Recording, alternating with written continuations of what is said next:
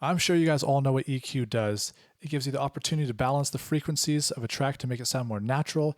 It allows you to find the problem frequencies and eliminate them, and helps you to counteract any issues that arose from the recording process.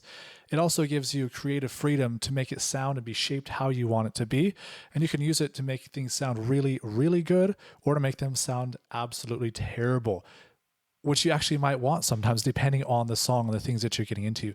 But its hidden power, it's not really a hidden secret. It's just a good title for the video. People I talk to don't know about. And this is the idea of creating sonic space. And the EQ is fantastic at this because in our mixes, we can often struggle to hear this instrument over the top of that one. And then we just turn this one up. And so then that one becomes a bit hidden as well. So then you have this battle of ever increasing volumes, which doesn't work. And so instead of doing that, all we have to do is create sonic space. So imagine you have two electric guitars in the same song. They both sound kind of similar and they're difficult to distinguish on their own. All you have to do is find the fundamental frequency. Fundamental what? The fundamental frequencies are just the frequencies of the instrument that most clearly brings that instrument out. It's the one that most defines it, the grouping of frequencies that says, this is me.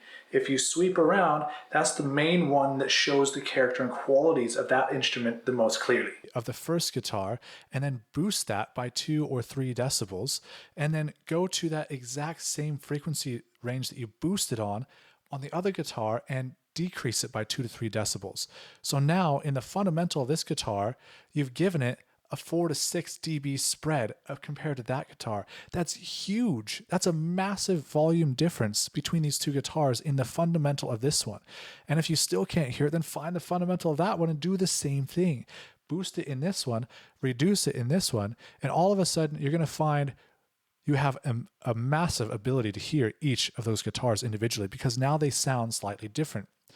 But you haven't really changed the characteristics of the guitar at all. It's just helped you to make them sound more distinct and a whole lot more separated.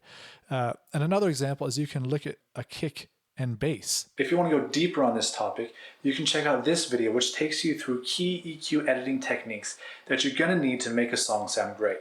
Or if you want even more than that, you can check out this playlist, which has links to a lot of videos that have great content that's helpful on this topic. Many times the kick can be really hard to hear and masked by the bass guitar, getting rid of its thump and just burying it between the sound of the bass. That's not what we want. We want to have distinction between those two. We want them to be kind of married together often in the music, that they don't sound too separate, that they sound like different things. You want them to be somewhat similar so they sound cohesive and together, but yet that they're not masking one another. So you use EQ to create that sonic space that you need. And one way you can do that is by, again, finding the fundamental. See, now I don't need to explain it to you because you know what I'm talking about. Of the bass drum, where it sounds the cleanest and the nicest, and then you just reduce that from the bass guitar. And how much you reduce it really depends on your bass guitar sound and how reducing it affects the overall sound of the track after you've made those edits. But it's a really handy trick to create sonic space using the EQ. And now this doesn't have to be just, two guitars or the kick and bass. You can apply this concept across the whole board. Often with the vocals, you'll have other instruments that are taking up the 1 to 2, 3K range where the vocals generally sit the most. And they start to fight with the vocals a lot. They try to take over and mask your vocals. So what do you have to do? You guessed it, just go to that 1, 2, 3K range, wherever your vocals are sitting most, and just start to scoop out a little bit of sound from those tracks. And part of the thing that can help you do this really well is to automate your EQ.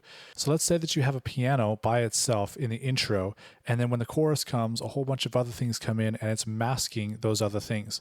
All you have to do is automate the EQ so that in your verse or your intro, the piano sounds fine when it's by itself.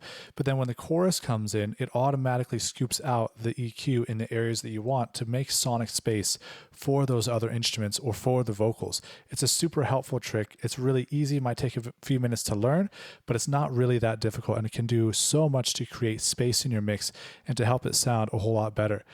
So remember, these things work for any instrument that you're working with, any track that you have. So go play around with it, have fun, and see how this can help you create so much sonic space in your mix.